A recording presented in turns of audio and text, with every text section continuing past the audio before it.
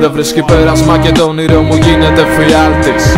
Απόψε θα χαθώ στα βήματά της, κάποιας ψυχρής απάτης, ονειροβάτης. Αυτή με κάλεσε να νιώσω τα αγγίγμα της. Σαν μια νύχτα πόνου που με ρίχνει χαμηλά. Μοιάζει με ταινία τρόμου που είχα δει στο σινεμά. Και καλά, το νιώθω πως βαδίζω στα τυφλά. Κι αν ψάχνω την αγάπη δεν τη βρίσκω πουθενά.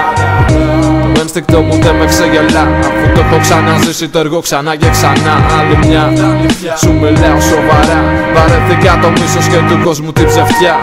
Ώσπου να έρθω στα καλά μου απ' τις τροφές. Εσύ θα έχεις πάρει πόδι και μετά θα κλαις.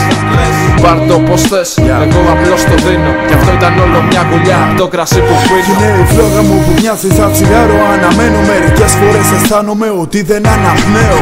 Μέσα μου και έχουν πάρει φωτιά τα πάντα. Σαχτή και σκόνη γίνανε, σβηστήκαν τα σημάδια μου.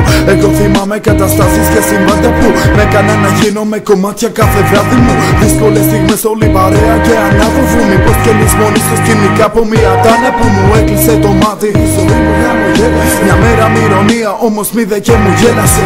Κανείς δεν έπαψε να νοιάζεται. Το ντουμάνι γίνε φίλος και εσάς ποιος σας χρειάζεται. Το τσιγάρο γίνε κομμένα και φίλος και αδερφός.